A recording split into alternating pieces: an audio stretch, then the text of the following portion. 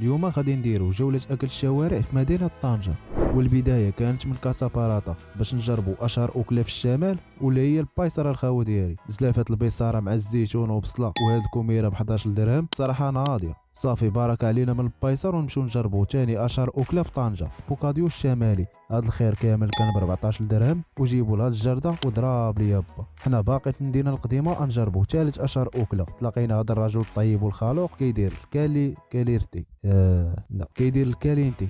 قول لي يدير لك شي 2 دراهم في الكومير مع الكمون والحار. الصراحه هو عرق وجربناه حتى بلا خبز باش نتذوقو اكثر. قدامه كاين اقدم واحد كيدير النوكا باللوز با امين من 1952، خدينا واحد 10 دراهم تذوقوها. صراحه احسن نوكا نجربها في حياتي. اخيرا انشدوا الطريق الاشقار اللي كتطلع على البحر الابيض المتوسط والمحيط الاطلسي.